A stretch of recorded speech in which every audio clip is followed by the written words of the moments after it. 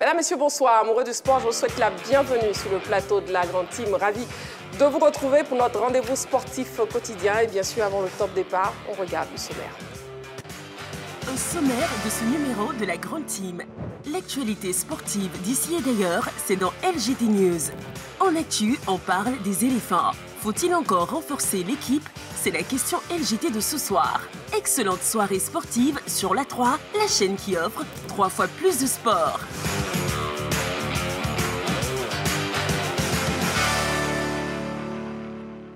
Et oui, nous sommes en direct sur La 3, bien sûr, la chaîne qui vous offre 3 fois plus de sport. C'est parti pour 90 minutes d'émission. Nous serons donc ensemble jusqu'à 22 h. Très chers téléspectateurs, vous avez votre mot à dire comme chaque soir avec la question LGT que je vous redonne, donnée dans le sommaire que je vous redonne. Éléphant, faut-il encore renforcer l'équipe? Le numéro de téléphone de La 3, c'est le 27 21 59 93 99. 27 21 59 93 99. Éléphant, faut-il encore renforcer l'équipe? Et puis vous avez aussi la page Facebook de La 3 à votre disposition. Alors, sur ce plateau, bien sûr, je ne serai pas seule, hein, comme chaque soir. Les membres de l'équipe sont bien présents. Donc, on va commencer avec... Séverin, bonsoir. Bonsoir Marie-Christine. Comment vous allez? Super, un retour aux couleurs de La 3, tout simplement. Voilà, effectivement, vous abordez déjà les couleurs de La 3. Ouais. Donc c'est la rentrée. Ouais. C'est la rentrée pour vous aujourd'hui, nous, depuis lundi. Oui, c'est la rentrée des classes pour Séverin et on sera là pendant les 90 minutes. Dans d'attaque. Vous êtes très bien habillée. Merci Marie-Christine, vous êtes toute belle. Merci beaucoup. Et puis Jean-Philippe, bonsoir. Bonsoir Marie-Christine. Ça va? C'est super bien. On tient le cap? On essaie de tenir. D'accord. En tout cas, vous, on a déjà démarré depuis le lundi avec Roger Stéphane aussi. Bonsoir Marie-Christine Begré. Vous allez bien, Roger? Je vais très bien. D'accord. Gardien du temple, toujours au rendez-vous. Roger Stéphane, vous êtes obligé avec vos commentaires. Excusez-nous. Si je suis gardien du temple, c'est ça, c'est vrai, je peux lui donner un carton jaune. Oh, on va attendre un peu. Ça m'a manqué. J'aime bien la veste de Saint-Séverin. Merci Roger Stéphane, merci beaucoup. Pensez à me la donner après. D'accord, Charles, bonsoir. Bonsoir Marie-Christine. Voilà, c'est bon, bonsoir à tous. Très chers téléspectateurs, nous sommes là, nous sommes prêts et on démarre. On part avec LGT News, on y va.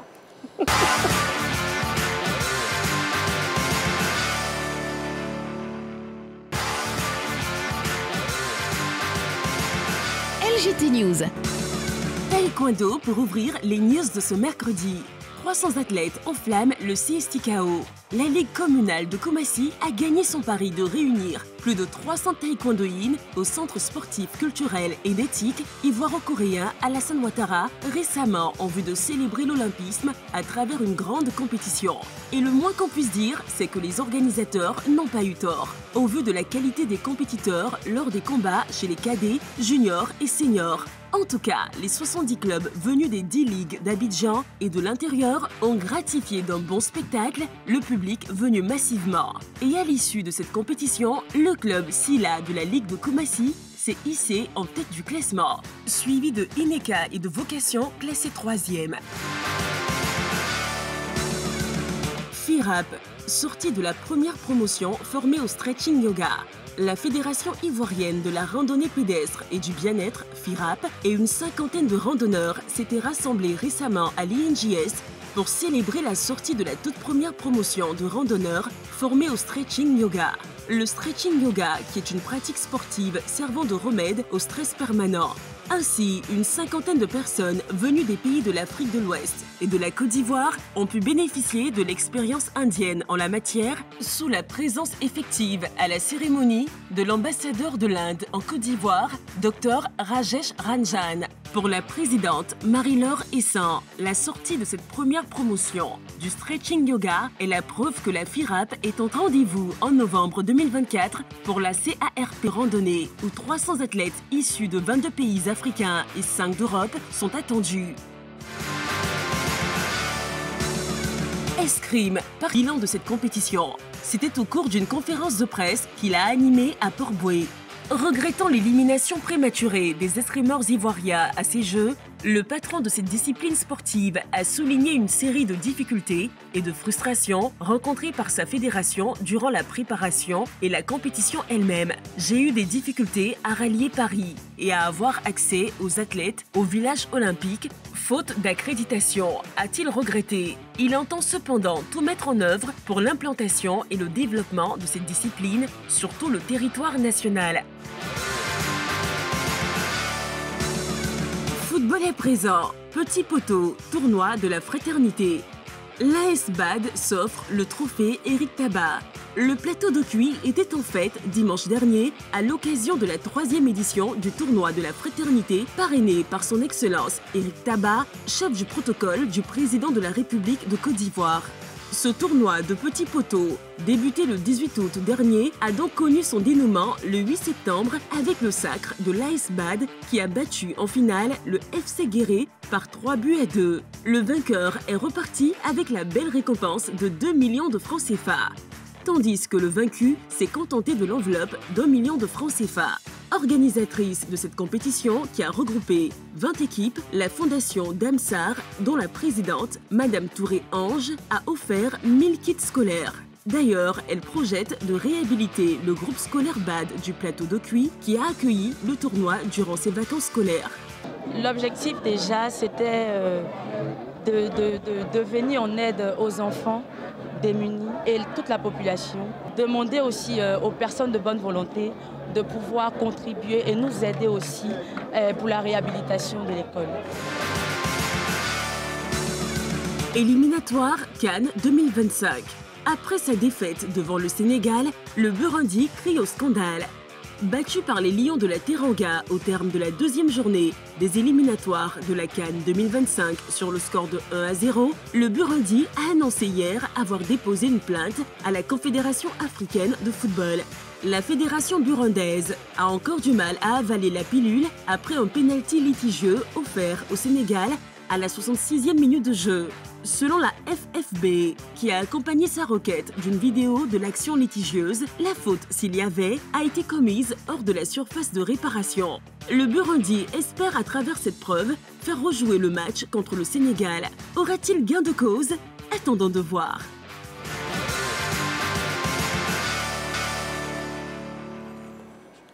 Autre information, très chers téléspectateurs, deuil, Didier Roustan est décédé. C'est la triste nouvelle qui nous a été rapportée ce mercredi. Didier Roustan, célèbre journaliste sportif, adepte du beau football, est décédé brutalement dans la nuit du mardi à aujourd'hui, après plusieurs semaines de lutte contre la maladie. Figure de la chaîne L'Équipe depuis 1998, il est mort à l'âge de 66 ans. Nous adressons donc toutes nos condoléances au monde sportif et à sa famille biologique. Le débrief des news, on commence avec Roger Stéphane, oui, Allemagne. Un petit mot sur Jürgen Klopp, l'ancien entraîneur de l'équipe de Liverpool, qui avait pris une retraite sabbatique au mois de janvier dernier. Il y a un journaliste qui annonce qu'il va faire son retour en 2025. Ouais. Alors cette annonce, est-ce que c'est un effet d'annonce ou alors c'est le résultat d'une information obtenue de la part de Jürgen Klopp lui-même? On ne sait pas encore, mais dans tous les cas, on verra bien.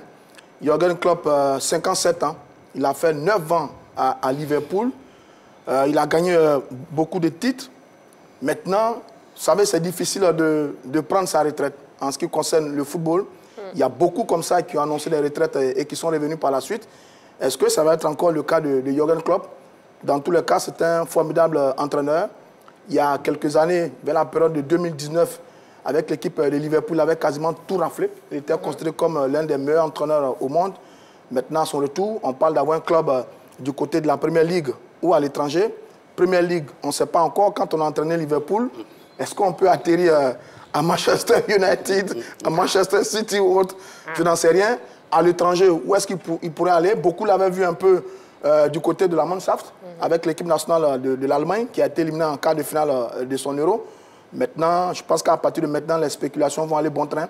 Mais ce serait bien de le revoir sur le banc technique d'une équipe parce que c'est l'un des scientifiques du football, cet Allemand, pendant de nombreuses années. Il fait partie des meilleurs entraîneurs et on sera bien heureux de le voir sur le banc de touche d'une équipe. Laquelle, l'année prochaine, nous en dirons un peu plus. L'année prochaine, en 2025, on saura. En tout cas, Jürgen Klopp, depuis son départ de Liverpool, qui s'était mis en congé sabbatique pour se ressourcer justement physiquement et mentalement. Et puis avec Dago Charles, on parle escrime. Plus exactement de M. Théodore Zadi, qui dresse le bilan. Voilà, oui. qui durant son bilan, a plus mis l'accent sur je dirais, sa réception, Ouais. sur les problèmes qu'il a vécu avec le comité olympique par rapport aux accréditations qu'il n'a pas reçues. Moi, je voudrais profiter de l'occasion pour lui dire d'abord félicitations, parce que c'est une discipline qui n'est pas pratiquée en Côte d'Ivoire. Mais ces deux athlètes ne sont même pas ici. Donc, ils gagneraient dans un premier temps pour moi de travailler cette discipline en Côte d'Ivoire déjà. Et puis de continuer, parce que ce n'est pas évident. Toutes les fédérations sont passées par là. Et donc, oui, je pense que les choses vont changer. Mais ce sera toujours intéressant de voir des athlètes comme ça venir en Côte d'Ivoire et puis promouvoir cette discipline-là. Donc, je lui adresse tous mes encouragements. Ouais. En tout cas, Théodore Zadi, justement, qui dressait le bilan après la participation de ces deux athlètes, dont Jérémy Kéruel et Maxime Esteban, aux récents Jeux Olympiques de Paris 2024. Éliminé très tôt, au premier tour, nos deux représentants en escrime. C'est vrai que, bon, au plan local, ce n'est pas d'un haut niveau, ce n'est pas d'un niveau extraordinaire. Il y a des pratiques, mais ce n'est pas d'un niveau extraordinaire. C'est pour ça qu'on a pu avoir cet Ivoirien Kéruel qui vit du côté de l'Italie, plus cette Philippienne qui est venue, qui n'a pas été retenue du côté de sa fédération et qui s'est rabattue un peu sur la Côte d'Ivoire parce que ses parents ont des rapports, comme on a dit, économiques avec la Côte d'Ivoire. Mais c'est un peu dommage, c'est un peu dommage. Ce qui arrive à ce président de fédération, c'est un peu dommage. Voilà, et puis... pas seul dans le cas, c'est arrivé à beaucoup de présidents de fédération, dont le président de la fédération ivoirienne de taekwondo. Ça aussi, c'était un peu... Mais ce matin, au CNO, ils ont donné les raisons concernant les difficultés, le quota par pays et tout ça. Oui. Mais bon, pour 2026, 2028, 2028, il faudra vraiment faire des efforts pour que les présidents des fédérations qui produisent les athlètes ne soient pas frustrés autant. Exactement, Saint-Séverin. Bon, Saint-Séverin, puisque vous avez la parole, justement avec vous, on va parler de Petit Poteau, tournoi de la fraternité. Oui, tournoi de la fraternité du Dokui à Cocody. Un tournoi qui a débuté fin août et qui vient de se terminer ce dimanche 8 septembre. C'était un tournoi avec bien sûr deux volets. Un volet social et puis évidemment un volet sportif. Bon, on a plus retenu le volet social parce que nous sommes en période de rentrée et le tournoi de la fraternité a permis à 1000 enfants d'avoir des kits scolaires. C'est un réel soulagement pour les gosses et pour les parents. Et puis le vainqueur, dans cette période, comme je le dis, est reparti avec 5 millions de francs CFA. Ce n'est pas rien, c'est la fondation Damstar, un jeune du quartier d'Okui, qui a organisé ce tournoi-là et qui a fait beaucoup de bien aux jeunes. Je précise qu'au lancement de ce tournoi, il y avait la quasi-totalité de tous les grands artistes Zouglou que vous connaissez en Côte d'Ivoire. Il y avait aussi des personnalités sportives, dont Zoro Mac. Et ça a fait beaucoup de bien avant que les enfants ne reprennent le chemin des cours. Et c'était la 3e édition du tournoi. Très bien. Et puis, Jean-Philippe, oui. Ouais, le litige entre le Sénégal et le Burundi qui du côté de la Confédération africaine de football à l'issue d'un pénalty sifflé en faveur du Sénégal lors de leur dernière confrontation. Il faut dire que ces dernières années, les Lions de la Teranga ont défrayé assez la chronique au niveau de l'arbitrage. C'est vrai que ce but est sujet à polémique et à interprétations diverses. Maintenant, que disent les textes au niveau de la Confédération africaine de football sur ce genre de cas, vu que les Burundais ont décidé d'adresser un courrier de contestation, de protestation. Mais il faut le dire, du côté du Sénégal, au-delà même de cette polémique, il y a, je dirais, des grincements de dents quant aux décisions tactiques prises par le sélectionneur qui est depuis de très nombreuses années maintenant. Et ce Sénégal est quand même en légère difficulté dans le jeu, pas dans le résultat ces derniers temps. Et les Burundais qui ont été assez héroïques ont mal digéré ce pénalty sifflé, je dirais, quasiment dans les ultimes instants de la rencontre. Mais on verra ce que la Confédération africaine de football va décider. Mais je pense que le fait de le signaler va emmener les acteurs du football à être beaucoup plus regardants sur les rencontres du Sénégal. Moi, je ne pointe pas du doigt, je dirais, l'équipe, mais de manière, on ne va pas dire générale, particulière, sur cette fenêtre. On a eu quand même des arbitrages, dont celui de Côte d'Ivoire Tchad hier, qui n'ont pas véritablement convaincu. Donc les arbitres africains avaient été d'un excellent niveau lors de la dernière Coupe d'Afrique des Nations. Il faudrait qu'ils maintiennent ce cap-là pour la suite des événements. Très bien. La grande team, nous sommes en direct jusqu'à 22h. Pour l'instant, nous marquons une petite pause, le temps de la publicité. Et on se retrouve dans quelques secondes pour la suite de l'émission. A tout de suite, très chers téléspectateurs.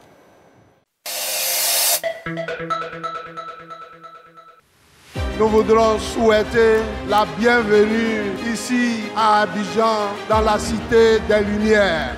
Football, Maracana. Les regards sont tournés vers la Côte d'Ivoire pour la toute première édition de la Coupe du Monde de Maracana, dénommée Maramonde Abidjan 2024. Il faut venir en Côte d'Ivoire. Tout à fait.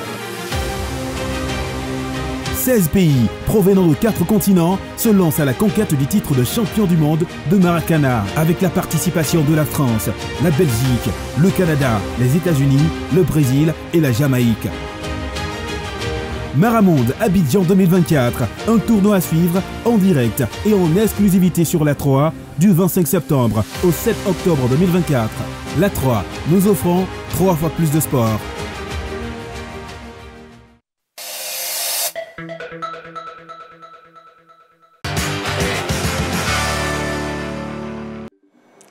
Allez, de retour sur le plateau de la grande team, très chers téléspectateurs, bien sûr, sur la 3, la chaîne qui vous offre 3 fois plus de sport. La question LGT de ce soir, si vous nous prenez en marche, éléphant, faut-il encore renforcer l'équipe? Éléphant, faut-il encore renforcer l'équipe? Et vous pourrez bien sûr participer en nous appelant au 27 21 59 93 99. Et aussi, vous avez la page Facebook de la 3. Pour l'instant, on s'intéresse à ce qui crée le buzz et c'est dans sa buzz. On y va.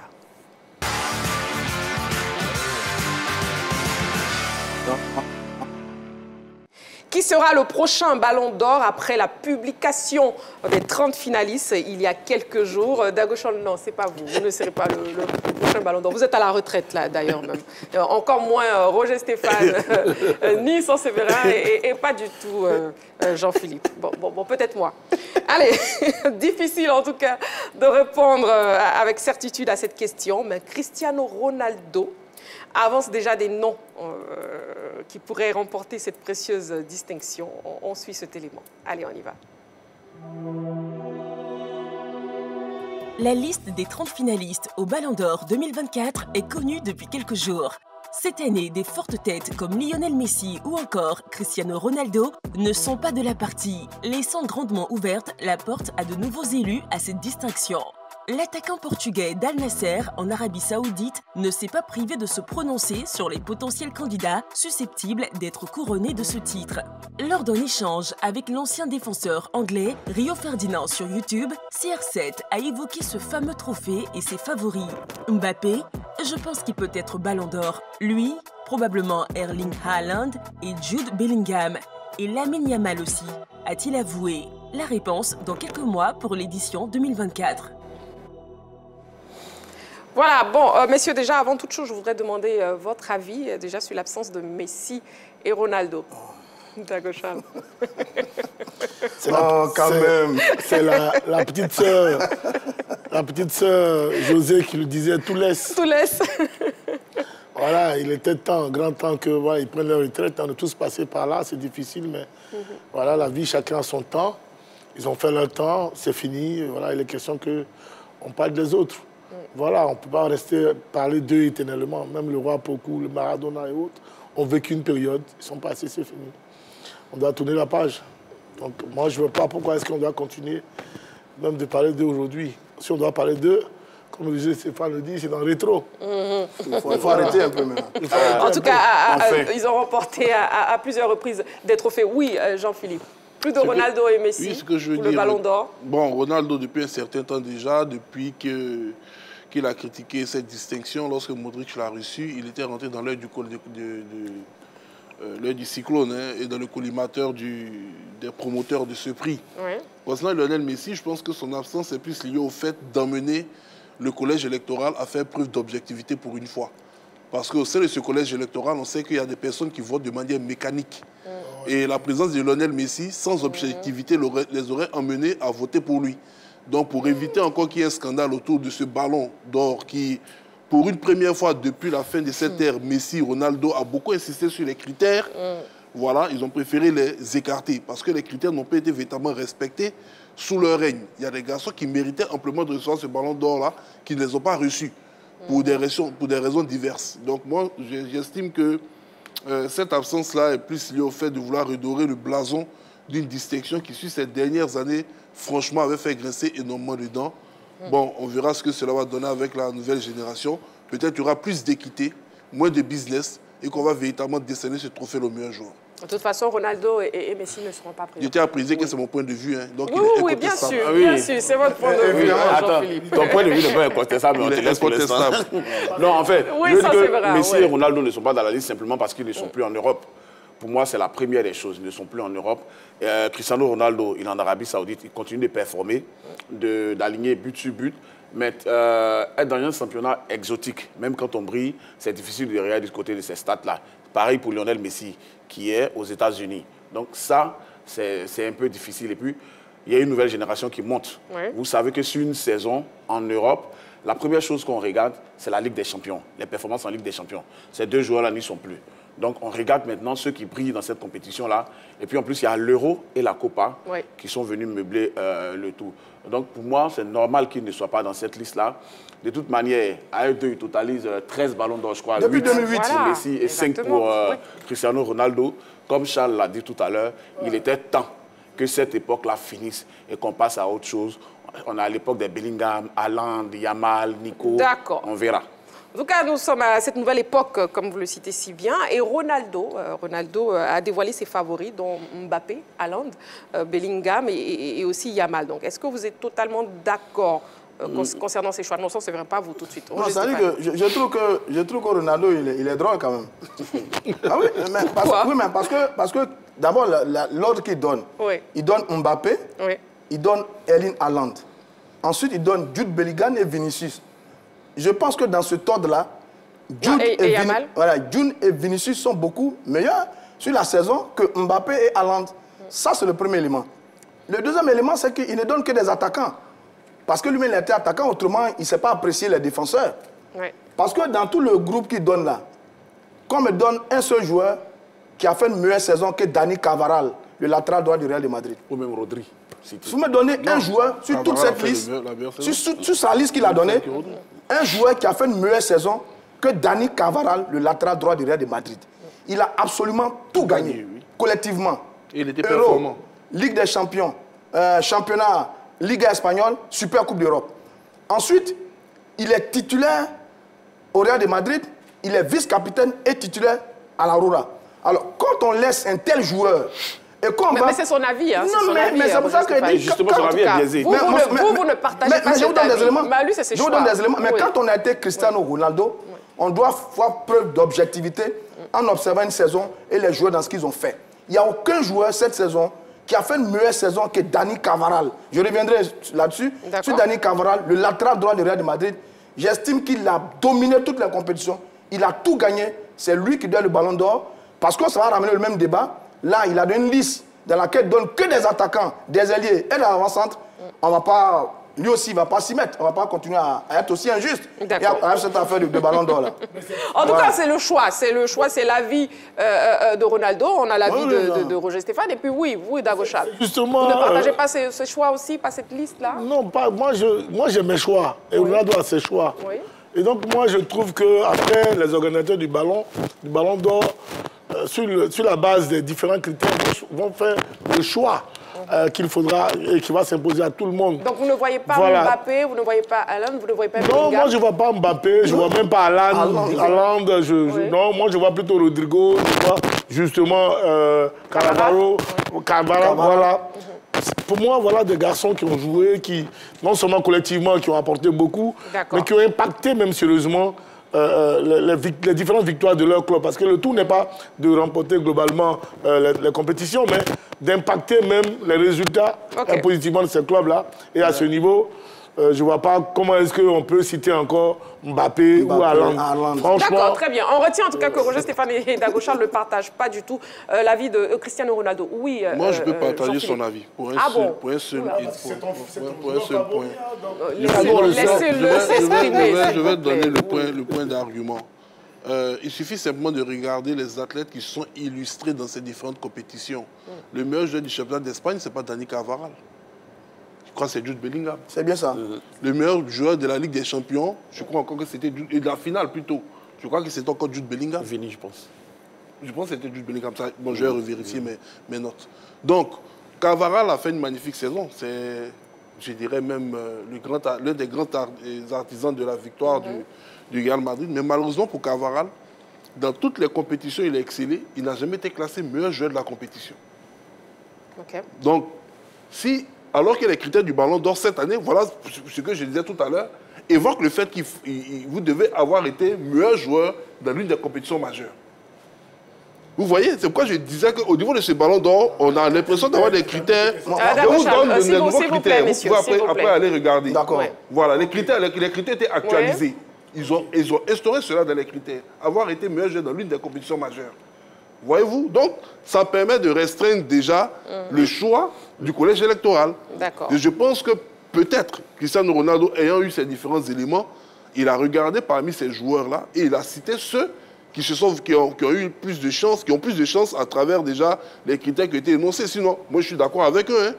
Ça, je le dis. Je pense que Dani Carvajal est un garçon qui a réalisé une excellente saison et objectivement, il devait être celui qui va être le Ballon d'Or. Sauf que, quand on regarde, il n'a jamais été meilleur joueur de l'une des compétitions majeures. Très bien. Et c'est vrai, votre avis sur la question? Moi, je ne suis pas d'accord avec Ronaldo pour la simple raison que tu ne peux pas me mettre dans cette liste-là Lamine Yamal à cause de l'euro. Pourquoi? Non. Le FC Barcelone, excusez-moi, c'est un club que j'aime, mais a fait une piètre saison. Lamine Yamal, 1 but ou 2 buts, je pense, durant l'Euro. Non, il n'est pas le meilleur joueur de l'Euro. Même dans l'équipe d'Espagne, Rodri est le meilleur. Donc Lamine ne peut pas être là. Quand je prends Bellingham, Oyal a dit tout à l'heure, il a été meilleur dans une compétition majeure de la saison.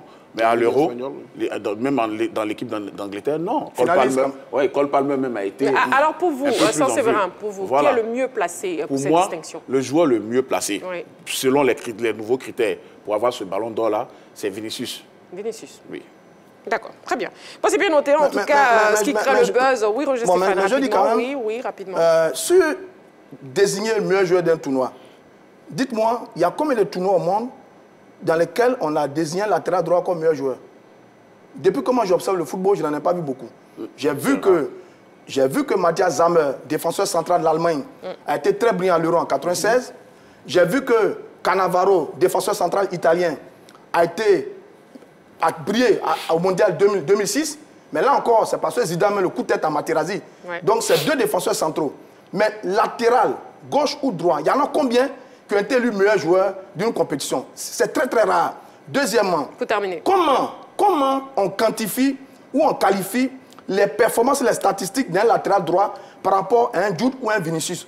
On ne l'a pas. Quand vous prenez un joueur, passe l'intervention, mais Carvajal, il en fait beaucoup. Les passes, les interventions, il en fait beaucoup. Il a même été Deuxièmement, attendez, il est influent. Il est très influent dans la défense du Real de Madrid. Il est très influent dans la défense de la Rora. Quand il a gagné toute la compétition, on peut à juste titre le considérer comme le meilleur latéral droit de la Ligue des Champions, du championnat d'Espagne, de l'Euro, etc. Parce qu'il les a gagnés. Donc, si on regarde ces éléments, mais le Ballon d'Or, il va à personne d'autre qu'à Dani Carvajal. Donc, il faut arrêter un peu de toujours privilégier. C'est votre choix, voilà. Roger Stéphane. En tout cas, qui sera le prochain Ballon d'Or? C'est comme je l'ai dit en introduction, difficile de répondre avec certitude. Mais pour ce qui crée le buzz ce soir, c'est Cristiano Ronaldo qui a donné, lui, ses favoris. Voilà. On marque une petite pause. Voilà, le temps de la publicité. On se retrouve dans quelques secondes pour la suite de l'émission. Vous ne bougez surtout pas, très chers téléspectateurs. À tout de suite.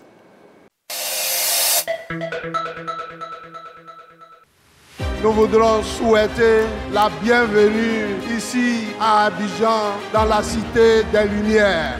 Football, Maracana. Les regards sont tournés vers la Côte d'Ivoire pour la toute première édition de la Coupe du Monde de Maracana, dénommée Maramonde Abidjan 2024. Il faut venir en Côte d'Ivoire. Tout à fait. 16 pays provenant de 4 continents se lancent à la conquête du titre de champion du monde de Maracana avec la participation de la France, la Belgique, le Canada, les États-Unis, le Brésil et la Jamaïque. Maramonde Abidjan 2024, un tournoi à suivre en direct et en exclusivité sur la 3 du 25 septembre au 7 octobre 2024. La 3, nous offrons 3 fois plus de sport.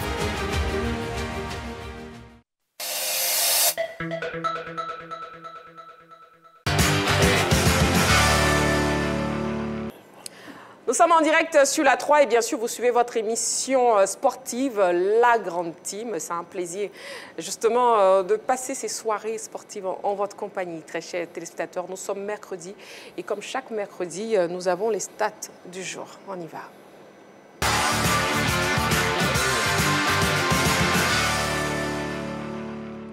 Pour les stats du jour de ce soir, nous avons 3.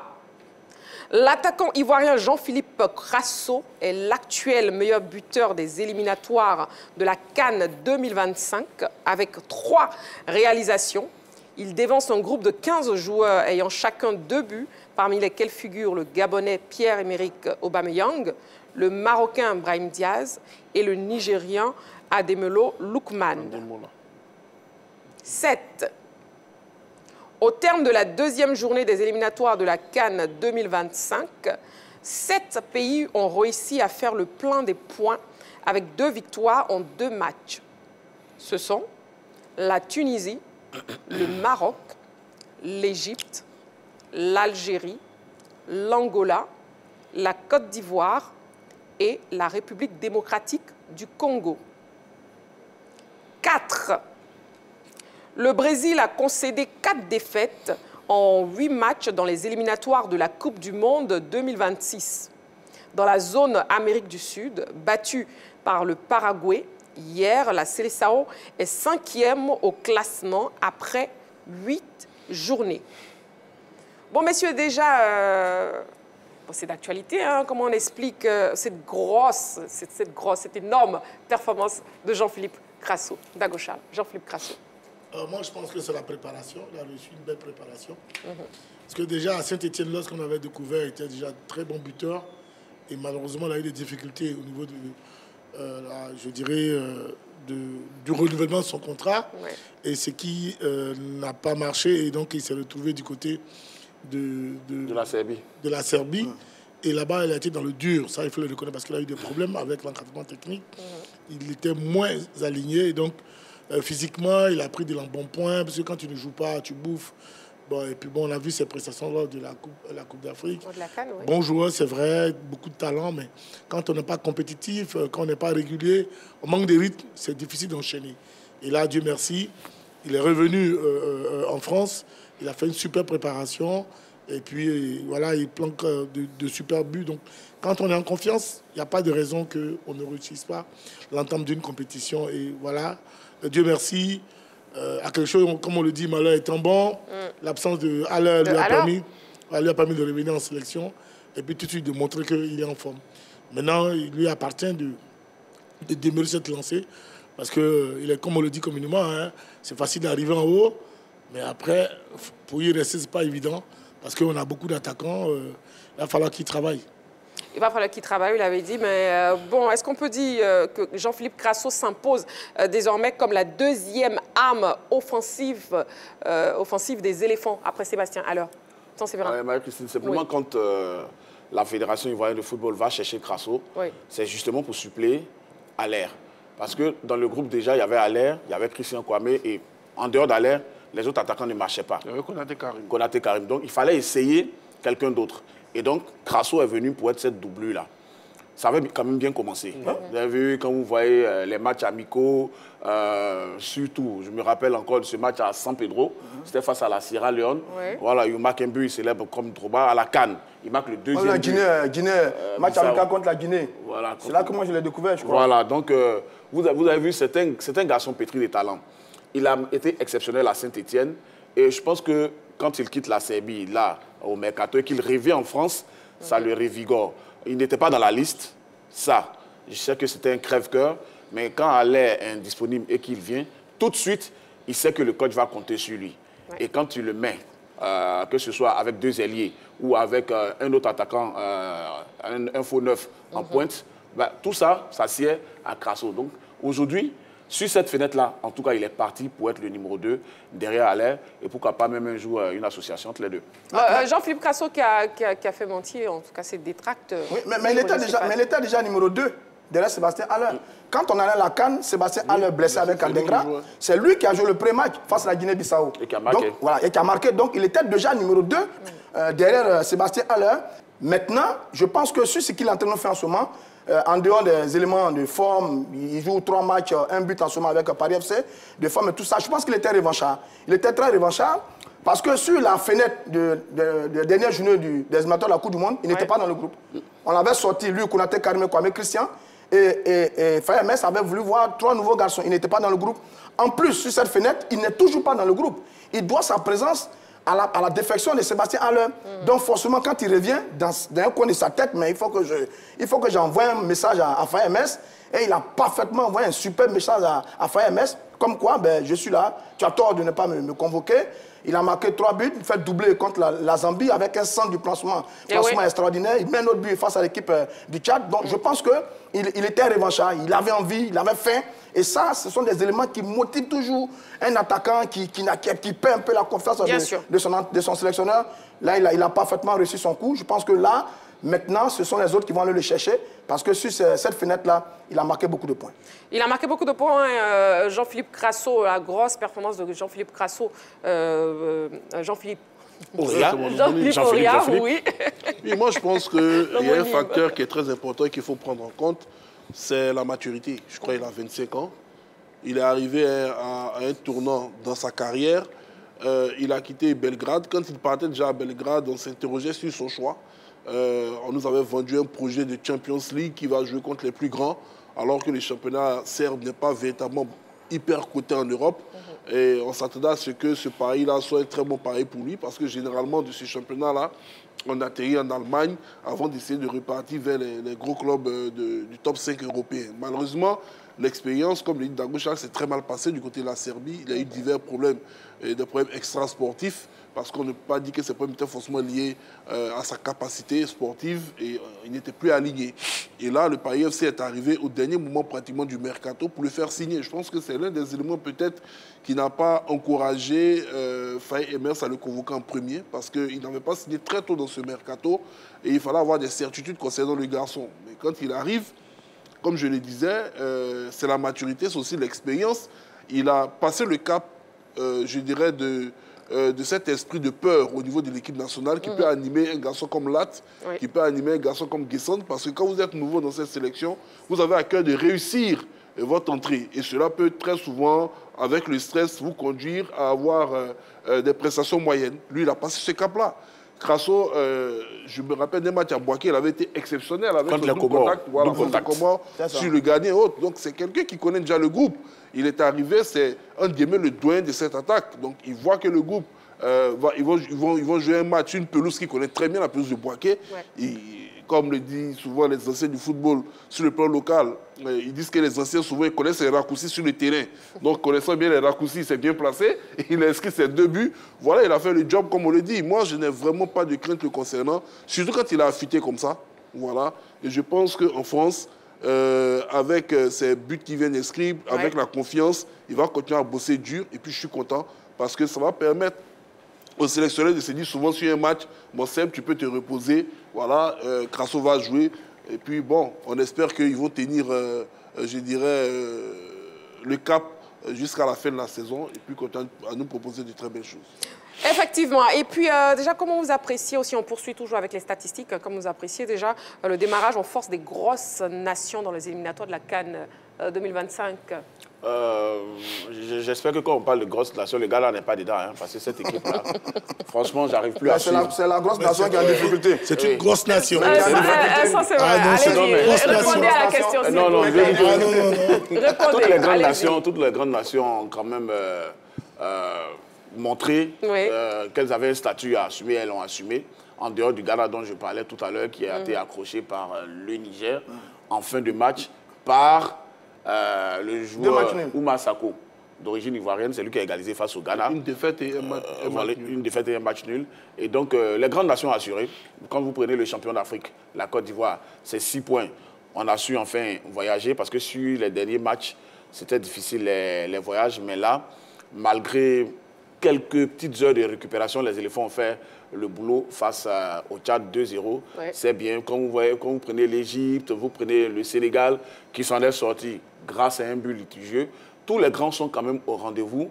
Et ce qu'on aimerait, c'est qu'ils aillent jusqu'au bout pour que le plateau de la CAN 2025 soit aussi relevé que celui de la CAN 2023. Mais néanmoins, on remarque une domination de l'Afrique du Nord. Oui, mais parce que ils ont des équipes classiques, naturelles, qui généralement sont présentes à la Coupe d'Afrique. Hein, Tunisie, Maroc, Égypte, Algérie. Ces 4 équipes-là ont gagné les 2 matchs avec 6 points. Bon, c'est connu. Donc cette domination est tout à fait logique. Dans les éliminatoires, généralement, ces équipes-là, elles confirment. Même si à la CAN, elles ne sont pas très performantes quand on la joue du côté de l'Afrique subsaharienne. Il n'y a que l'Égypte en 2008 et en 2010 qui gagnent, je crois, au Ghana et en Angola. Mais pour le reste, toutes les autres équipes-là gagnent leur compétition, on gagne leur Coupe d'Afrique au Nord. Ce qui veut dire qu'en 2025, ces équipes-là seront extrêmement redoutables au Nord, au Maroc. Ça va être difficile de jouer Tunisie, Égypte, Algérie, Maroc au Nord. Ça va être compliqué. Deuxième élément, c'est que sur ces équipes-là, en dehors du Maroc, qui a fait 8e de finale de la CAN, qui nous a qualifié le Maroc, toutes les autres ont été éliminées au premier tour.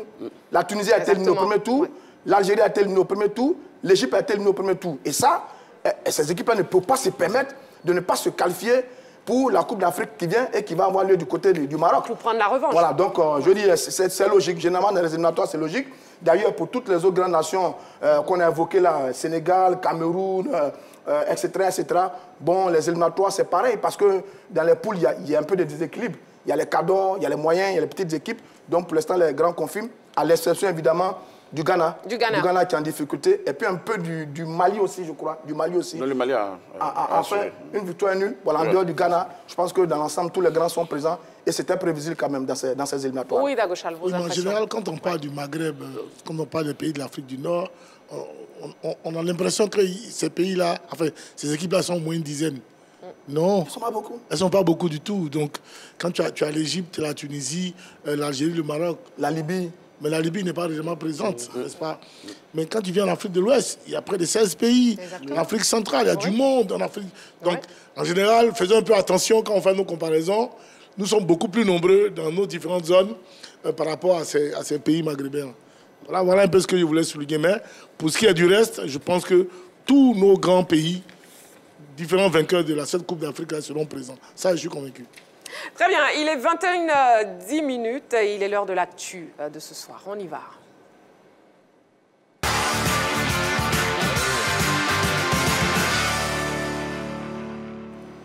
Et le téléphone est ouvert. Voilà, on ouvre le téléphone, top départ. Vous pouvez à présent nous appeler pour participer à l'émission. La question LGT, éléphant, faut-il encore renforcer l'équipe? Numéro de téléphone, le 27 21 59 93 99. Donc début canon pour les éléphants dans les éliminatoires de la CAN 2025 avec 2 victoires en 2 matchs, alors que son équipe reste invaincue en 10 matchs avec 0 but encaissé sur ses 4 dernières sorties. Le sélectionneur Emes Faye doit-il encore faire appel à des renforts? Bon, ce sujet préparé par la rédaction plante le décor. On regarde et après on revient sur le plateau pour la suite du débat. L'équipe nationale de Côte d'Ivoire a parfaitement débuté son parcours dans les éliminatoires de la CAN 2025. Pour les 2 premières journées disputées vendredi et mardi dernier, les éléphants ont respectivement fait plier les Chines à la Zambie et au Tchad sur le même score de 2-0. Les poulains du sélectionneur Emes Faye sont leaders du groupe G avec 4 buts marqués sans en encaisser un seul. Jean-Philippe Crasso est l'homme fort de cette fenêtre internationale avec 3 réalisations capitales. Alors qu'il n'avait plus été convoqué depuis mars 2024, l'attaquant de Paris FC a été appelé à la rescousse suite à la défection de Sébastien Haller. Le moins que l'on puisse dire, c'est qu'il est de retour en état de grâce en sélection. On note également le 4e clean sheet consécutif de l'équipe ivoirienne, signe d'une solidité défensive construite autour de la paire axiale Evan Ndika, Emmanuel Agbadou et au sein de laquelle Christopher Opéry n'a eu aucune peine à s'intégrer en l'absence de Ghislain Conan, l'habituel titulaire. Au milieu de terrain, autour des piliers Jean-Michel Seri et Franck Caissier, les jeunes d'Orgelès Mao et Mohamed Baba Diomandé ont fait apprécier leur qualité. En attaque, Traoré Béni a réussi son entrée chez les grands et Amad Diallo s'est montré percutant en dépit de quelques maladresses techniques et tactiques. Simon Adingra et Oumar Diakité sont restés dans leur standard tandis que Evan Guessant a gagné la confiance du sélectionneur. Face à la Zambie et au Tchad, des joueurs comme Ousmane Diomandé, Emmanuel Lat, Christian Kwame, Odilon Kosenou et Guéla Doué n'ont pas été utilisés ou ont eu très peu de temps de jeu. Quand on sait que des habitués du groupe, tels que Sébastien Haller, Seko Fofana, Nicolas Pépé, Ghislain Conan et Ibrahim Sangaré étaient absents au dernier regroupement, le sélectionneur Emers Faye doit-il encore renforcer son équipe ? Voilà, alors je suis sur ce plateau bien sûr avec Saint-Séverin, Jean-Philippe, Roger Stéphane, Dago Charles et vous aussi derrière votre écran, très chers téléspectateurs. Quelle appréciation, messieurs, déjà, quelle appréciation globale vous faites de ce début des éliminatoires de la CAN 2015? Moi j'ai bien envie de savoir... 2025. 2025, non, là je vais de le passé parce qu'on a parlé du passé avec Roger Stéphane. Je pense que c'est pour ça. Je préfère parler du futur, éliminatoire CAN 2025. Donc je disais, j'ai bien envie de savoir hein, des deux copies entre le match face à la Zambie et aussi face au Tchad. Quel match vous a plus impressionné? Donc, quelle copie a été pour vous la plus parfaite? Moi? Oui, Roger Stéphane. Moi, je dirais Zambie. Zambie? Je dirais la Zambie pour quelques raisons. La première raison, c'était l'adversaire. L'adversaire Zambie, qui nous avait battu le 17 juin 2023, 3-0. À Ndola. Donc, c'était bien d'avoir la Zambie. D'ailleurs, on cherche les traces de la Guinée équatoriale pour vérifier quelque chose. Donc, il y avait un air de revanche, l'air un peu, face à cette équipe de la Zambie. Deuxièmement, le match en lui-même. Le match en lui-même était très bien. On a parfaitement dominé ce match. En première période, on s'est créé beaucoup d'occasions de but. Malheureusement, on n'a pas concrétisé ces occasions. Et puis, il y a eu ce scénario à partir de la 70e minute. C'est un remplacement effectué par Faye Emers, un moment où le match devenait tendu. Il fait un bon remplacement. Et le bon emplacement, c'est l'entrée de Crasso et qui fait la différence, qui inscrit ses 2 buts et qui donne la victoire à la Côte d'Ivoire. Et puis derrière, il y a la bonne révélation d'un jeune nouveau dans cette équipe des éléphants de Côte d'Ivoire. C'est le jeune Béni Traoré qui, vraiment, c'est du pain béni ce garçon. On a vu un garçon extrêmement talentueux, technique, très belle vision, vraiment dans la distribution, dans le placement. Un garçon qui est toujours porté vers l'avant, qui est un grand manieur de ballon. Quand on a mis tous ces ingrédients de côté, sans oublier aussi le stade de Bouaké, qui commence à devenir un stade mythique. Rappelez-vous des quarts de finale de la CAN face au Mali. Donc, on était tous heureux de se retrouver à Bouaké. Maintenant, pour terminer, le public de Bouaké, quand on met tout ça dans la balance, ce match Côte d'Ivoire-Zambie à Bouaké était vraiment un très beau match qui annonçait le début des éliminatoires de la Côte d'Ivoire, qui sur les dernières éliminatoires était pays organisateur, mais sur ce coup-ci on était champion d'Afrique en titre. Comment on allait entamer ces éliminatoires? On a parfaitement réussi le scénario du côté de Bouaké. Et donc moi je garde un très bon souvenir, moi qui étais aux abords de la pelouse à Bouaké, je garde un très bon souvenir de ce match face à l'équipe de Zambie, brillamment gagné par les éléphants de Côte d'Ivoire, 2-0. D'accord. On poursuit donc vos différentes appréciations par rapport aux 2 matchs des éléphants. Jean-Philippe, avec vous. Oui, bien sûr. Mais écoutez, moi, je pense que j'aurais du mal à dissocier ces 2 rencontres parce que les approches ont été diverses. On a eu une ultra-domination dans la rencontre face à la Zambie, c'était à domicile. Il fallait jouer face à une équipe qui a procédé avec un bloc très bas, qui essayait de faire ressortir rapidement le ballon vers l'avant et gêner notre défense. Et finalement, on a pu avoir la solution après la 11e minute. Et puis, face aux Tchadiens, il fallait jouer face à une équipe qui était véritablement coupée en 2 parce que quand les Tchadiens récupéraient le ballon, c'était des longues balles à destination de leurs attaquants pour que ces derniers essaient de faire la différence face aux nôtres. Et l'entraîneur a dû s'adapter à chacune des dispositions tactiques mises en place par ses adversaires. Donc, comme je le disais tantôt, c'est difficile pour moi de pouvoir dissocier ces 2 rencontres parce que je pense que les éléphants ont donné une très belle copie durant cette phase de qualification. Voilà, nous avons un appelant, Monsieur Diomandé Mamadou, qui nous appelle de Sipilou. Bonsoir, Monsieur Diomandé Mamadou. Marie, Christine, Bédé, bon retour, ma belle. Merci beaucoup, Monsieur Diomandé Mamadou. C'est le retour, c'est la rentrée. Ouais, vraiment, je suis très ravi. Oui. Sauf que je suis allé à Abidjan, je n'ai pas pu avoir ma belle Marie-Christine de mes 2 jours. Ah, vous pouvez le voyez. Oh, la prochaine fois. Voilà. Bonsoir, monsieur Diomandé. Bonsoir, monsieur Diomandé. Et mon frère de sang. Jean-Philippe. Jean-Philippe. Voilà, vous saluez tout le monde. Allez, monsieur Demodé Mamadou, on vous écoute. Éléphant, faut-il encore renforcer l'équipe? Bon, je crois que les enfants là sont nous montrer vraiment du plaisir, hein, du beau jeu. Oui. Sauf seulement qu'il y a des cadeaux qui sont encore derrière. Ils étaient blessés à l'heure, Sekou, Sangaré, et qui encore, c'était vraiment avec ceux-là, on peut tout réserver leur place pour s'ajouter toujours aux nouveaux arrivants qui font grand plaisir. Moi, les 2 matchs de l'équipe nationale, vraiment, j'étais satisfait devant mon écran. J'étais content de voir MF Faye, toujours bon coutier, qui avait une bonne étude de jeu et qui savait remplacer au moment remplacé. Et vraiment, félicitations à MF Faye, son équipe-là, vraiment, ça nous fait plaisir au cœur. Et avec la 3, toujours champion, 3 étoiles. Toujours. Oui, monsieur Demodé Mamadou. D'accord. Merci beaucoup, monsieur Demodé Mamadou, pour votre participation à l'émission. Oui, essentiellement, on désirait ajouter quelque chose? Non, je juste donner... Vous ne désirez pas ajouter quelque chose? Non, mon point de vue... Non, vous désirez ajouter quelque chose? Non, ça va. Vous désirez ajouter quelque chose? Non, ça va. D'accord. Ok, donc je passe à Dago Charles. Sans Séverin ne désire pas ajouter quelque chose. Vous ne dites pas oui. Il a pris non, allez-y. Vous désirez ajouter quelque chose? Oui, je vais ajouter quelque chose. Voilà, allez-y. Très bien. En fait, je voulais dire que sur cette fenêtre-là, pour moi, le match le plus compliqué, c'était le match face au Tchad. Pour une simple raison.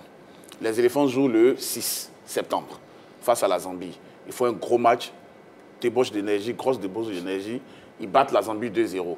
Le lendemain, ce que beaucoup ne savent pas, ceux qui n'ont pas joué ou qui ont très peu joué affrontent les U20.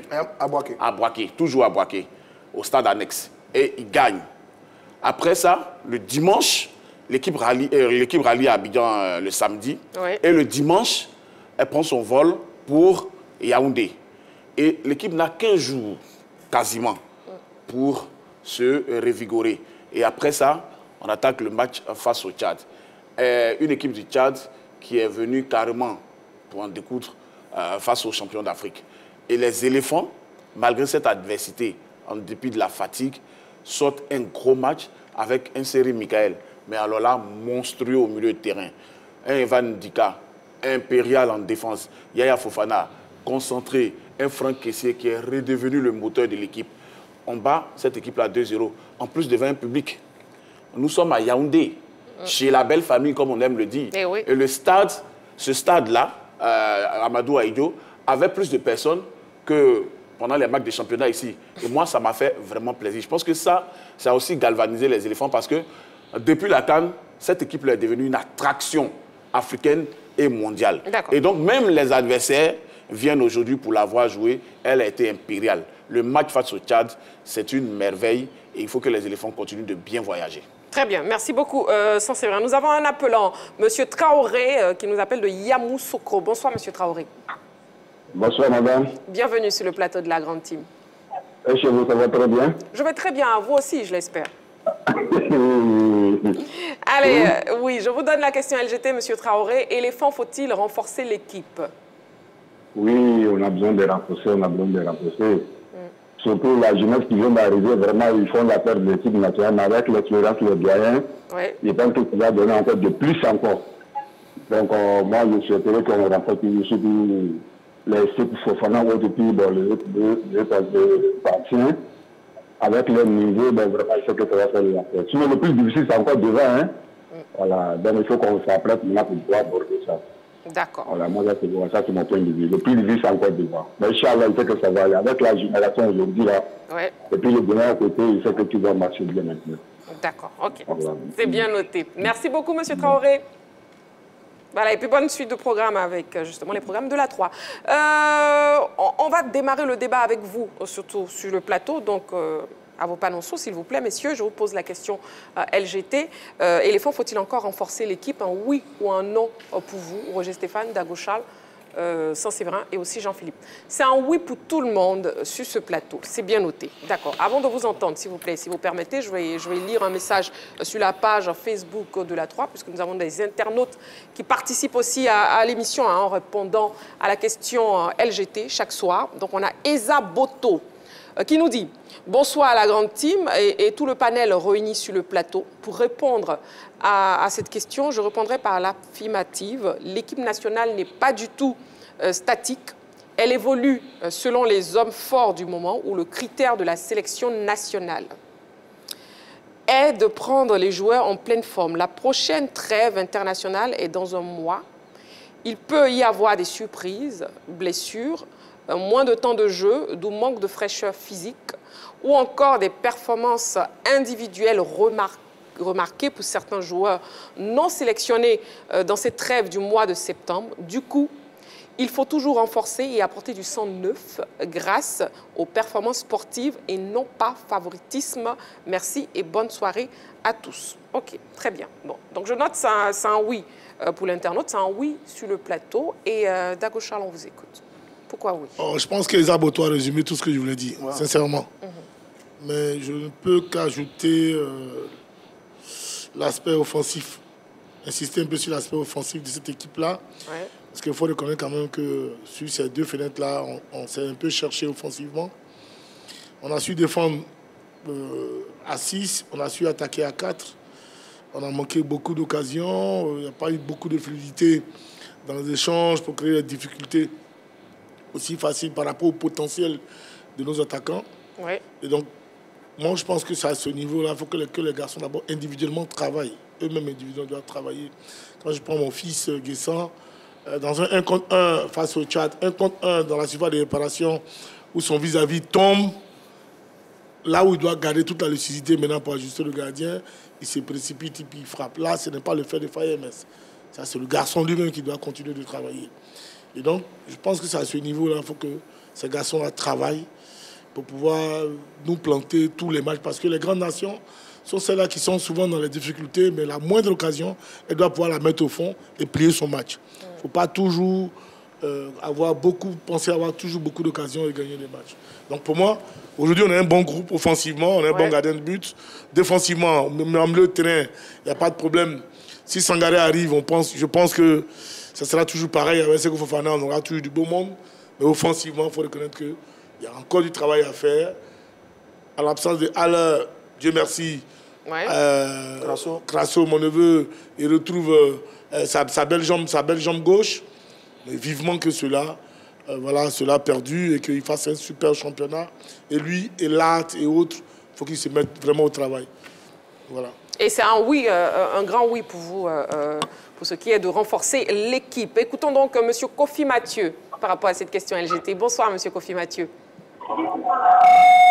Allô, M. Kofi Mathieu? M. Kofi Mathieu? Bon, je pense qu'on l'a perdu. Vous pouvez nous rappeler, hein, M. Kofi Mathieu, qui nous appelait Mbato. Donc, faut-il encore renforcer l'équipe? C'est aussi le oui de Jean-Philippe. Oui, je l'ai dit parce que le coach Emel Soye a révélé qu'il a une liste de 55 joueurs. Et c'est dans cette liste-là qu'il puise à chaque regroupement ceux qui sont appelés sous le drapeau pour défendre les couleurs nationales. Donc, il est évident qu'il va continuer à faire des recherches pour trouver les perles rares. Le président de la fédération a annoncé l'arrivée, certes, en équipe de jeunes, d'un joueur qui était convoité par le Mali, le jeune Yal Koukoué.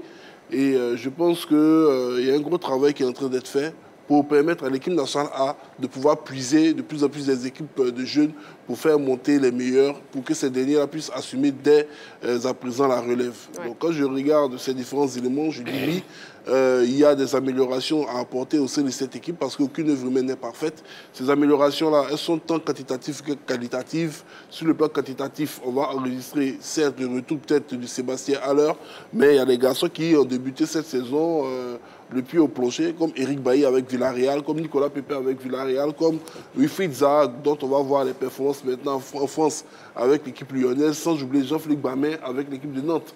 Voici des garçons qui sont susceptibles de revenir pour être sélectionnés en équipe nationale. Donc, je pense que l'entraîneur ne va pas du tout se focaliser uniquement sur ceux qui sont là. Ouais. Il sait que les places coûtent cher dans la sélection, mais ceux qui sont là, certes, un temps d'avance, mais face à ces monstres qui sont annoncés derrière, il est évident que l'entraîneur sera obligé à un moment de faire des ajustements et donc de procéder à des renforcements au niveau des lignes de cette équipe.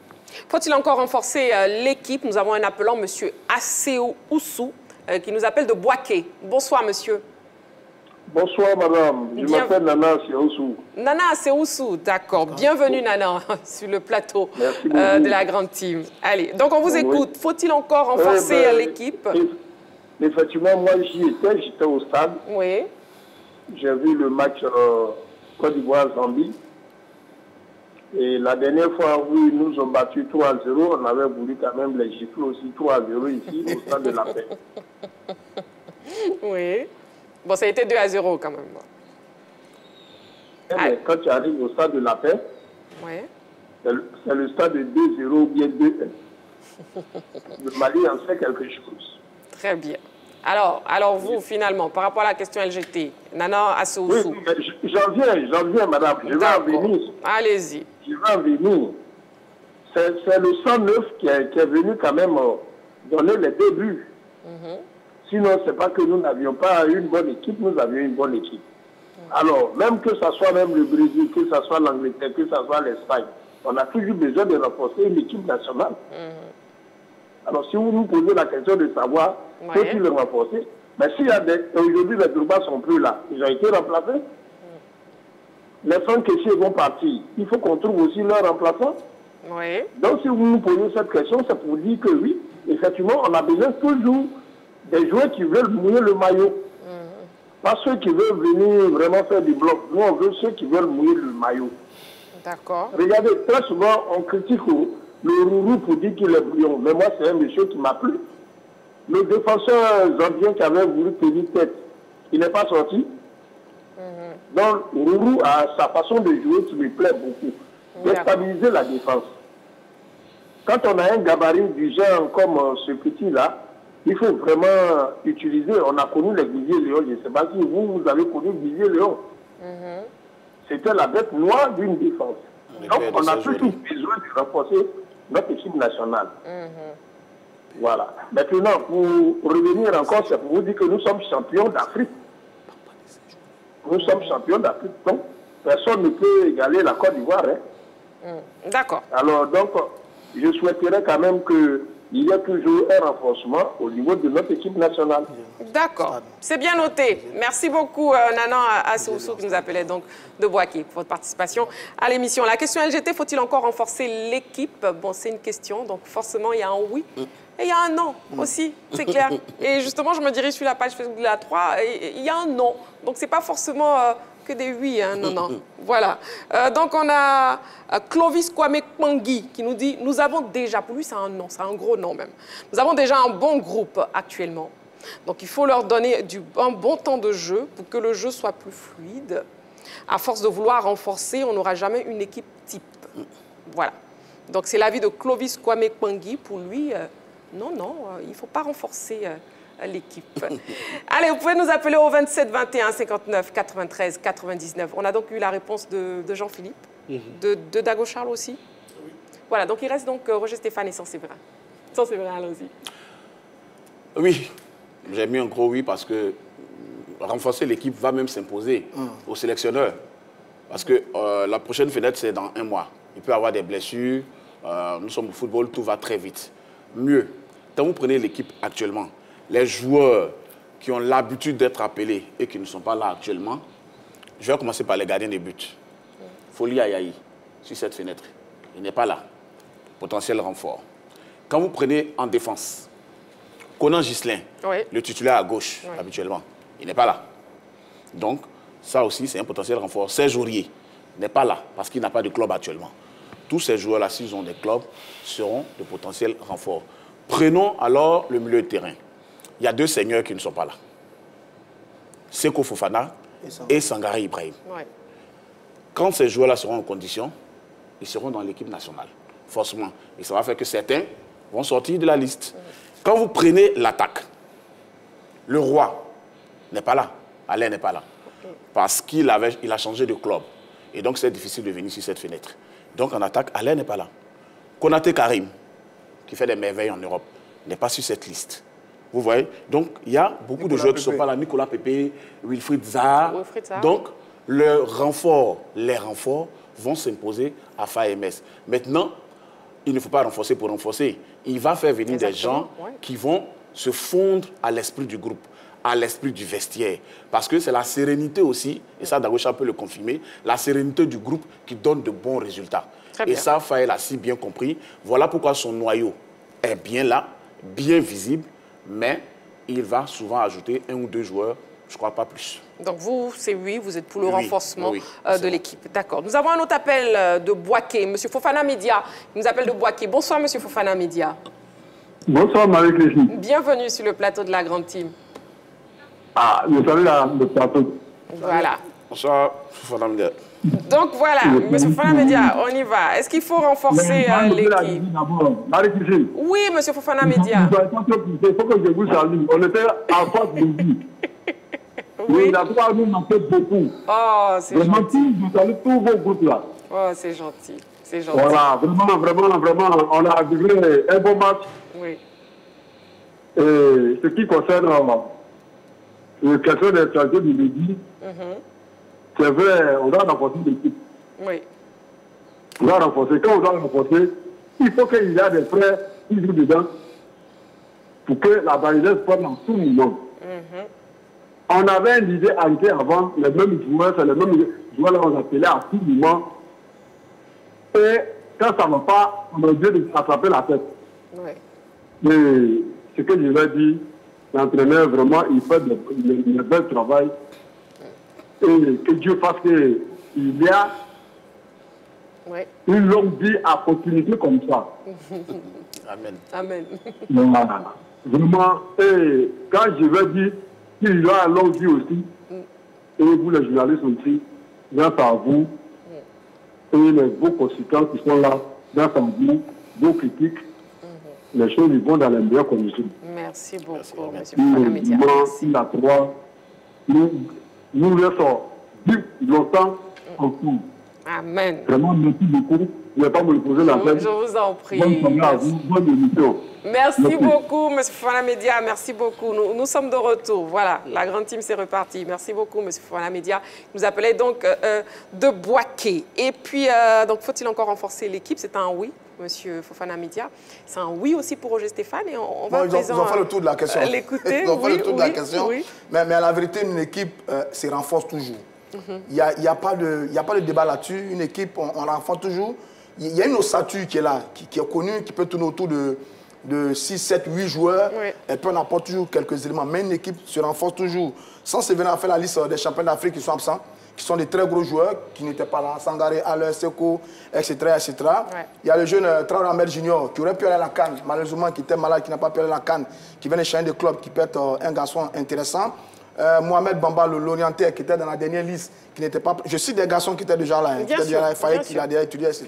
Maintenant, comme Fayet fait la promotion des jeunes, sur les U23, il y a 2 garçons que moi j'aime très bien. Traoré Aboulaye, très bon dans le milieu de terrain. Et puis Akpa Clément, latéral gauche. Je pense que ces garçons-là peuvent apporter quelque chose à la sélection nationale. Maintenant, quand vous regardez la dernière liste de Fayet, vous avez 3 anciens. 3 anciens sur la liste de 24. Parce que Sangaré n'est pas venu. Vous avez 3 anciens. Vous avez Willy Boli, Seri Jean-Michel et Franck Kessier. Voilà ceux qui font... Sangaré aussi. Mais il n'est pas venu, Voilà. Maintenant, voilà des anciens qui font... Voilà des garçons qui font fit d'anciens. En dehors de tout le reste, sont de jeunes garçons. C'est des jeunes, pour la plupart, certains tapent à la sélection, d'autres sont arrivés avant la CAN, etc. D'autres sont même arrivés après la CAN. Donc, ils sont tous jeunes. C'est une équipe jeune qui est en train de se construire. J'ai dit ça parce que c'est bien d'avoir des jeunes qu'on met en valeur, qu'on voit en situation de jeu et qui répondent favorablement, tout en ayant à côté des anciens qui ne sont pas venus. Ça veut dire quoi? Quand on va continuer les éliminatoires, quand on va aller à la CAN, on va pousser les éliminatoires du mondial et qu'on va aller au mondial, alors Fayet Metz aura une palette intéressante. Une palette très intéressante de garçons qu'il aura vus, aussi bien avec les jeunes qu'avec les anciens. Et ça, c'est très intéressant. Est-ce que Fayet est en train de faire partie des anciens? Je ne sais pas trop. Parce qu'il n'y en avait pas beaucoup dans ce groupe-là. Mais dans tous les cas, l'alchimie qu'il est en train de mettre en place montre bien que la sélection n'est pas fermée, elle est ouverte. Il y a des garçons qui arrivent, qui sont très intéressants. Et puis il y a des anciens qui attendent. Au moment opportun, je pense que Fayet saura trouver 25 joueurs capables d'aller à la CAN en 2025 est capable d'aller au Coupe du Monde du côté des États-Unis, du Mexique et du Canada. Vous l'avez dit, Roger Stéphane, la sélection n'est pas du tout fermée. Une petite parenthèse, messieurs, déjà par rapport au match Côte d'Ivoire-Tchad. On a été en immersion et l'élément est prêt. Il faut qu'on vous présente, il faut que vous puissiez voir cet élément. Nos reporters qui étaient en immersion avec des supporters ivoiriens à Abidjan lors du match Côte d'Ivoire-Tchad. On regarde.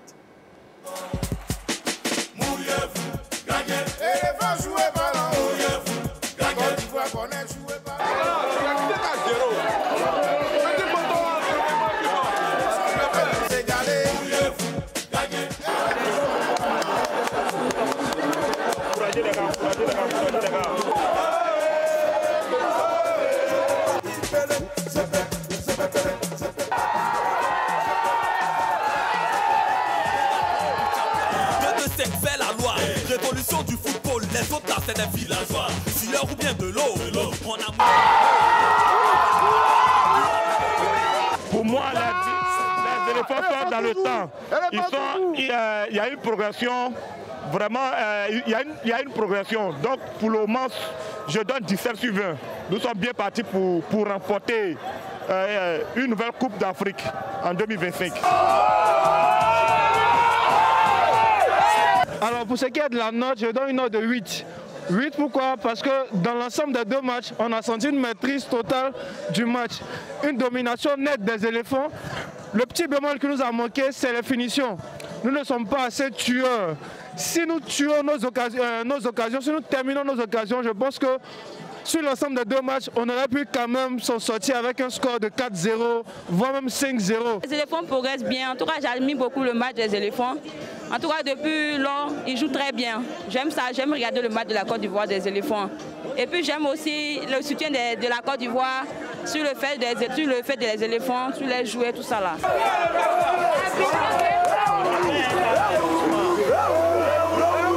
Je ne donne pas de notes parce que les notes c'est relatif. Mais je pense que c'est la présence des ICCL. Ils ont bien joué et puis motivé.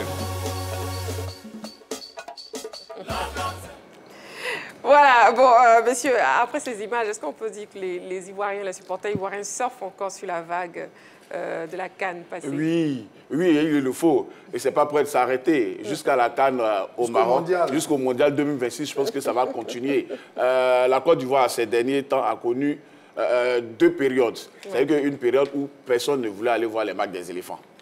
Et après, la CAN a fait le miracle. Et aujourd'hui, quel que soit l'endroit où vous programmez un match des éléphants, les Ivoiriens ont envie d'y être. C'est bon parce qu'il y a la victoire. Et enfin, ce qu'on réclamait est là. Un entraîneur local qui gagne. On a Faye MS qui gagne 10 matchs. Il n'a pas encore perdu un seul. C'est que du bonheur. Et tous les Ivoiriens rêvent que mais ce n'est pas seulement, pas parce qu'ils gagnent seulement, mais ils gagnent avec la manière. Exactement. C'est ça, le tout n'est pas de gagner. Tous les coachs qui sont passés ici, ils ont gagné tous. Hein. Mais en tout cas, moi particulièrement, j'ai toujours critiqué leur façon de gagner. Parce que ça ne rassurait pas sur la suite des événements. Et quand tu vois l'équipe, vous êtes rassuré. Voilà, quand tu vois les matchs de Faye, tu te rends compte qu'il y a une suite qui te sérénise, si je peux m'exprimer ainsi. Okay. Voilà, donc c'est très important. Tu sais qu'il va y avoir un remplacement qui va changer la donne. Et chaque fois qu'il le fait, tu te dis, mais ce garçon, hein, franchement, il sait ce que c'est que le football. Il a le diplôme. Voilà. Il a vraiment le diplôme. D'ailleurs, il est en train de passer actuellement le dernier diplôme d'entraîneur. Il est en train de passer le dernier diplôme d'entraîneur actuellement. En France, actuellement. Et donc, tout le monde croise les doigts pour qu'il ait. On sait qu'il aura, c'est un érudit. Vous savez pourquoi il a dit ça, non? Il a le diplôme. Voilà, exactement. On sait très bien, Roger Stéphane. Ne vous attardez pas dessus. En tout cas, Faye aura bientôt tous les diplômes parce qu'il reste juste le dernier diplôme d'entraîneur. Voilà la question LGT de ce soir. Faut-il encore renforcer l'équipe, le 27, 21, 59, 93, 99? Écoutons la réaction du public sportif ivoirien. On y va. Si on a encore des joueurs qui sont encore performants, on peut les appeler. J'ai pas du talent. Et Nicolas Pépé, il y a encore Eric Bailly, il y a Sébastien Haller qui n'est pas venu. Il y a encore échappé comme Olivier Zaha. Mais si, bon, les gars, ils sont performants au club. On peut les faire venir encore. Sans oublier Sekou Fofana, Justin Kona et Ibrahim Sangaré. On peut toujours renforcer l'équipe. Il faut prévoir l'avenir. Il ne faudrait pas qu'on parte avec ces mêmes joueurs-là et puis il va y avoir un cas de blessure. On verra comment. Donc il faut faire toujours venir des joueurs qui vont encore mouiller le maillot.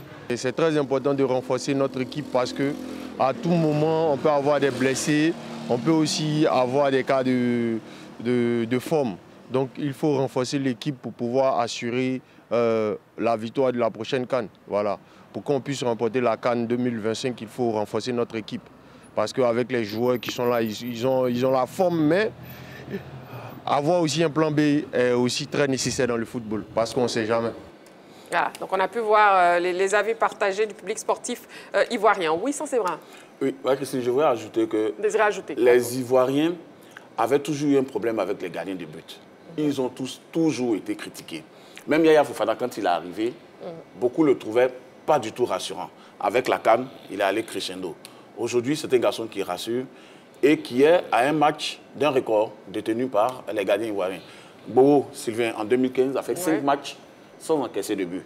Aujourd'hui, Yaya en est à 4. Face au Gabon, il n'a pas encaissé. Face au Kenya, face à la Zambie et face au Tchad. C'est un garçon exceptionnel. Je suis heureux que nous l'ayons encore pour les 10-15 prochaines années. C'est un pénalty arrêté à la CAN qu'il a forcément imposé dans cette équipe des éléphants. Oui, et voilà. Et maintenant, nous avons le grand Yaya Fofana. Oui, Dagochal. Si on parle de renforts, que ce soit vraiment des renforts, pas seulement des remplaçants, des renforts qui viennent faire au moins 5 clichés aussi. Voilà, et donc c'était très important à souligner.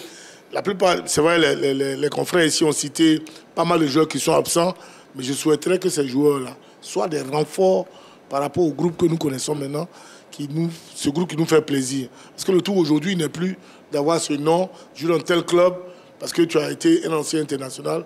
Quand tu viens, tu dois faire un peu plus que Cyril Jean-Michel, ou un peu plus que Franck Kessie. C'est ceux-là qu'on appelle les renforts, mais pas tous ceux qui sont sur la liste des 55.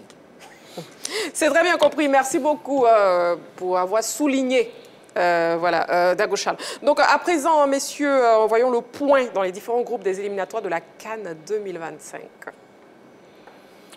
Alors, dans le groupe A, la Tunisie a battu la Gambie 2 buts à 1. Ensuite, Madagascar et Comores ont fait match nul 1 but partout.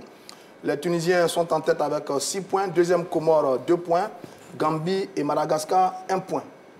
Dans le groupe B, le Maroc a battu les Lesotho 1 but à 0. Le Gabon, le Maroc a battu les Lesotho 1 à 0. Gabon a pris le meilleur sur Centrafrique 2 buts à 0. Les Marocains ont 6 points, ils sont premiers. Le Centrafrique est deuxième avec 3 points. Le Gabon est troisième avec 3 points également. Le Lesotho occupe la dernière place avec 0 points. Et dans le groupe C, l'Égypte a dominé le Botswana 4 à 0. Le Cap-Vert a pris le meilleur sur la Mauritanie 2 buts à 0. Les Égyptiens ont 6 points, ils sont en tête. Cap-Vert 3 points, deuxième. Troisième Mauritanie 3 points également. Botswana 4e avec 0 points. Et le prochain groupe? Le groupe D, si je ne m'abuse. Le Rwanda et le Nigeria ont fait match nul 0 à 0. Le Bénin a battu la Libye 2 buts à 1. Le Nigeria, à 4 points, est en tête de ce groupe D. Deuxième, Bénin, 3 points. Le Rwanda occupe la 3e place avec 2 points. La Libye est 4e avec 1 petit point. Le groupe suivant? Dans le groupe E, l'Algérie a supplanté le Libéria 3 buts à 0. Match nul entre la Guinée équatoriale et le Togo, 2 buts partout. L'Algérie a 6 points, 2 matchs, 2 victoires. Le Togo a 2 points. Deuxième, la Guinée équatoriale a 3 points. Et troisième avec 1 point. Le Libéria est 4e avec 1 point également. Nous poursuivons donc le point dans les groupes des éliminatoires de la CAN. Dans le groupe F, l'Angola a battu le Soudan 2 buts à 1. Le Niger et le Ghana ont fait match nul 1 but partout. C'est l'Angola qui est en tête avec 6 points. Le Soudan est 2e, 3 points. Le Ghana est 3e, c'est une surprise avec 1 point. Et le Niger occupe la 4e place avec 1 petit point. Et le prochain groupe, le groupe G, où est logé la Côte d'Ivoire? Zambie, Sierra Leone 3-2. On a vécu ça. Tchad, Côte d'Ivoire 2-0 pour les éléphants. 6 points pour la Côte d'Ivoire. Deuxième, Zambie 3 points. Troisième, Sierra Leone 1 point. Quatrième, Tchad 1 point. Le groupe suivant? Le groupe H avec la République démocratique du Congo qui a battu l'Éthiopie 2 buts à 0. La Tanzanie a dominé la Guinée 2 buts à 1. Les Congolais sont en tête avec 6 points, 2 matchs, 2 victoires. La Tanzanie est deuxième, 4 points. L'Éthiopie est troisième avec 1 point. La Guinée ferme la marche avec 0 point. Dans le groupe I, Eswatini malien 1-0 pour les Maliens. Le Mozambique a battu la Guinée-Bissau 2-1. Mozambique premier 4 points, Mali deuxième 4 points, Guinée-Bissau troisième 3 points, Eswatini 0 points. Dans le groupe J, Cameroun-Zimbabwe 0-0. Le Kenya a battu la Namibie 2-1. Le Kenya 4 points. Premier, le Cameroun a 4 points également. Deuxième, le Zimbabwe est troisième avec 2 points. La Namibie ferme la marche avec 0 points.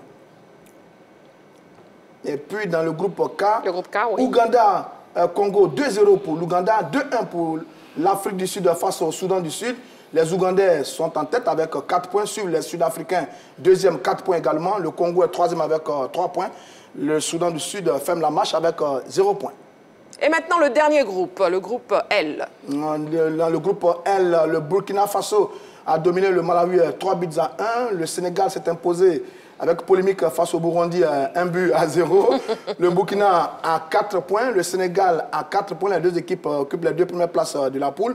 Le Burundi est troisième avec 3 points. Et puis le Malawi ferme la marche dans ce groupe avec 0 points. Alors, messieurs, 2 petits commentaires après, justement, la vue de ces différents tableaux. Sans Séverin. Les cadors, font le job, on va le dire comme ça. Hein. Quand vous prenez le groupe de la Côte d'Ivoire est leader. Quand vous prenez le groupe du Sénégal, le Sénégal en tête avec le Burkina. Vous prenez le groupe de l'Algérie, le groupe de l'Égypte. Tous les grands sont en tête. Il n'y a que le Ghana qui est en difficulté, comme on a dit. On espère que les Ghanéens vont se reprendre. Mais pour l'instant, chaque cadre fait respecter son statut dans ces éliminatoires de la CAN. Mais il y a des équipes aussi surprises. Quand vous voyez le Cap-Vert qui continue sur sa lancée de la CAN, ça aussi, c'est exceptionnel à voir. Ça veut dire que la CAN en Côte d'Ivoire a vraiment changé la vie de beaucoup de personnes, la vie de beaucoup d'équipes. Et ça, on ne cessera jamais de le dire. Oui, Jean-Philippe, et vous? Mais écoutez, moi j'ai regardé ces différentes statistiques, ces résultats. Je vois que la Côte d'Ivoire et l'Égypte sont des formations qui ont une défense assez solide. Je remarque également que dans cette phase éliminatoire qui va arriver rapidement avec les 3 fenêtres successives, on essaie rapidement de se mettre à l'abri. Et puis, il y a quand même, on a déjà signifié ici les équipes du nord de l'Afrique qui, réalisent un beau parcours.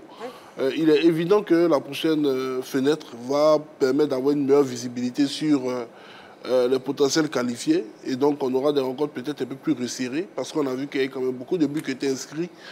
Cela dénote sûrement qu'il y a eu beaucoup de jeux offensifs et que les formations habituées à jouer cette phase finale et même ces éliminatoires et qui savent comment les aborder ont réussi très beaucoup. La fenêtre d'octobre, Jean-Philippe, elle sera très décisive. Oui, effectivement, avec la double confrontation entre les éléphants de Côte d'Ivoire et les Lons. Non, la Sierra Leone, c'est ça. Et si la Côte d'Ivoire gagne ces 2 matchs-là, la Côte d'Ivoire est déjà qualifiée pour la CAN au Maroc. Exactement. Allez, messieurs, c'est la fin de la grande team de ce soir. Très chers téléspectateurs, on a pris plaisir à passer ces 90 minutes en votre compagnie. Mais bon, on poursuit la semaine avec vous. On n'est que le mercredi. On se retrouve demain donc en direct 20h30 sur la 3, demain jeudi. Merci beaucoup, messieurs. Merci, Roger Stéphane. Merci. Merci, Dago Charles. Merci, MC. Merci, San-Séverin. Merci Marie-Christine. Et merci Jean-Philippe. Ciao. Voilà, on se retrouve demain en direct. D'ici là, prenez soin de vous et n'oubliez pas, faites toujours du sport.